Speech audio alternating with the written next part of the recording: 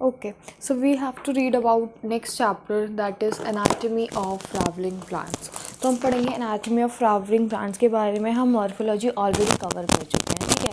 अब हम anatomy मतलब अंदर के जो structures हैं उनके बारे में पढ़ेंगे.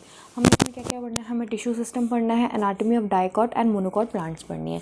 इसमें पहले और भी टॉपिक्स हुआ करते थे, पुरानी वाली एनसीईआरटी में दिए गए हैं बट अभी हटा दिए गए हैं, तो हम उनको कवर नहीं करेंगे. पढ़ते हैं इंट्रोडक्शन.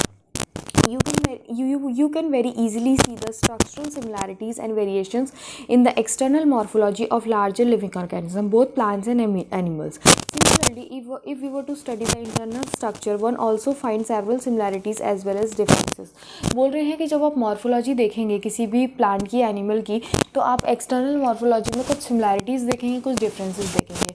ऐसे ही जब हम इंटरनल स्ट्रक्चर की स्टडी करेंगे तो उसमें भी कुछ सिमिलैरिटीज़ होंगी, कुछ डिफरेंसेस होंगे. This chapter introduce you to the internal structure and functional organisation of higher plants. इस चैप्टर में हम क्या पढ़ेंगे, हम इंटरनल स्ट्रक्चर के बारे में पढ़ेंगे. ठीक है, इंटरनल स्ट्रक्चर प्लांट में क्या है, इंटरनल स्ट्रक्चर की स्टडी ऑफ प्लांट्स क्या बोलते हैं, एनाटॉमी बोलते हैं. कुल मिला के इंटरनल स्ट्रक्चर्स की स्टडी यदि हम कर रहे हैं तो उसको हम एनाटॉमी बोलते हैं. Plants have cells as a basic unit. Cells are organized into tissue and in turn tissue are organized into organs. सबको पता है cells tissue में organize होंगे, tissue आपके organs में organize होंगे, then organ system. Different organ in plant show differences in their internal structure. Her plant के जो इंटरनल स्ट्रक्चर होंगे वो डिफरेंट होंगे, मतलब बोल रहे हैं हर ऑर्गन जो होगा, डिफरेंट ऑर्गन्स प्लांट में क्या करेंगे, डिफरेंट स्ट्रक्चर शो करेंगे. Within angiosperm the monocot and dicot are also seen anatomically different.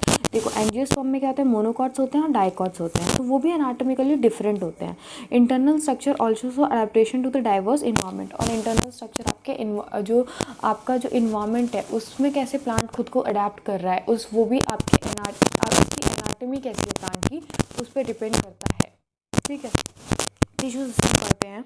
We were discussing type of tissue based on the type of cell present. तो देखो जिस तरीके का cell present है उस टाइप का आपका टिश्यू सिस्टम बनेगा. ठीक है, तो बोलते हैं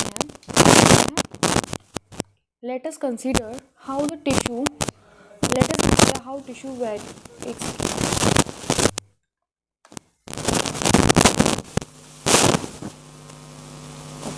now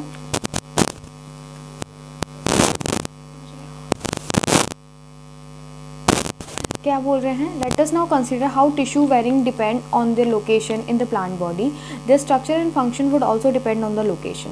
तो देखो टिश्यू कहाँ प्रेजेंट है उस पर उसका क्या डिपेंड करता है, क्या आपका स्ट्रक्चर और फंक्शन किस पे, कि टिश्यू आपका उसकी लोकेशन कहाँ है, वो एक्चुअली प्रेजेंट कहाँ है. On the basis of the structure and location, किसके बेसिस पे, स्ट्रक्चर और लोकेशन के बेसिस पे आपका एपिडर्मल टिश्यू सिस्टम होता है, ग्राउंड टिश्यू सिस्टम होता है और आपका वस्कुलर या कंडक्टिंग टिश्यू सिस्टम होता है. तो सबसे पहले हम डिस्कस करेंगे एपिडर्मल टिश्यू सिस्टम के बारे में. ठीक है, the epidermal tissue system found on the outermost covering of the whole body of plant and comprises epidermal cell, stomata and epidermal appendages. Appendages में क्या है, ट्राइकोम्स एंड हेयर्स. तो देखो जो आपका आउटर मोस्ट जो प्रेजेंट है वो आप सब आ जाएगा आपका एपिडर्मल टिश्यू सिस्टम के अंदर. इसमें है क्या क्या, इसमें है आपका एपिडर्मल सेल्स आएंगे, स्टोमेटा आएगा और एपिडर्मल अपेंडेजेस आएंगे. वो क्या क्या होते हैं, ट्राइकोम्स होते हैं, हेयर्स होते हैं. ठीक है, अब हम पढ़ते हैं epidermis is the outer most layer of the plant body. It is made up of. अब पढ़ते हैं एपिडर्मिस के बारे में क्या बोल रहे हैं. तो आउटर मोस्ट लेयर है प्लांट बॉडी की, made up of elongated compactly arranged cells which form continuous layer. Epidermis is usually single layer होती है. किसकी बनी होती है, parenchymatous cells की बनी होती है, with small amount of cytoplasm lining the cell wall and a large vacuole. क्या क्या होगा, सबसे पहले एपिडर्मल सेल आपके parenchymatous cells होते हैं. ठीक है, उसके बाद इनमें क्या होता है, साइटोप्लाज्म होता है स्मॉल अमाउंट में. ये तो प्लांट में प्लांट सेल है तो वैक्यूल तो प्रेजेंट होगा ही होगा. ठीक है, उसके बाद बोल रहे हैं outside of the epidermis is covered by the thick waxy layer called the cuticle which prevent the loss of water. तो आपके जो एपिडर्मिस है उसके बाहर भी एक लेयर प्रेजेंट होती है जिसको हम बोलते हैं क्यूटिकल. क्यूटिकल आपकी रूट्स में नहीं प्रेजेंट होगी क्योंकि रूट तो आपके वाटर का एब्जॉर्प्शन करते हैं, तो वहाँ पे यदि क्यूटिकल प्रेजेंट होगी तो क्या बोलते हैं, वाटर एब्जॉर्ब कैसे होगा, तो ये क्या करे, आपके वाटर लॉस को प्रिवेंट करता है. Cuticle is absent in roots, वही चीज़ जो मैं आपको बोल रही थी, ठीक है। Stomata are the structure present on the epidermis of leaf. अब लीफ के एपिडर्मिस के क्या प्रेजेंट होता है, आपका स्टोमेटा प्रेजेंट होता है।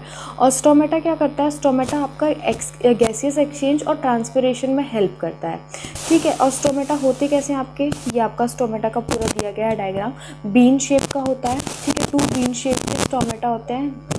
Stomata is compose of 2 bean shape के सेल होते हैं जिनको हम बोलते हैं guard cell, which enclose the stomatal pore. देखो ये रहा आपका स्टोमेटल पोर और ये रहे आपके गार्ड सेल्स, ठीक है। उसके बाद बोल रहे हैं in grasses guard cells are dumbbell shape. देखो ये ग्रास का भी आपको दिखाया गया है कि ग्रास में क्या होते हैं, डम्बल शेप के होते हैं, ठीक है। उसके बाद बोल रहे हैं the outer layer of guard cell away from the stomatal pore is thin and inner wall towards the stomatal pores is highly thickened. तो जो यहाँ पे स्टोमेटल पोर के पास वाली वॉल है वो थिक है और उससे जो दूर वॉल है वो थिन है, ठीक है। यही बोल रहे हैं बस। और गार्ड सेल जो होते हैं वो क्या करते हैं, उसमें आपका क्लोरोप्लास्ट होता है और गार्ड सेल्स आपके रेगुलेट करते हैं opening and closing of stomata. उसके बाद बोल रहे हैं गार्ड सेल जो होते उसके अलावा समटाइम्स जो विसिनिटी मतलब होता है जो आपका फ्री स्पेस है, खाली जगह है गार्ड सेल्स की, वो क्या होती है, वो स्पेशलाइज हो जाते हैं कुछ सेल अपने शेप और साइज़ में, जिनको हम बोलते हैं सब्सिडरी सेल।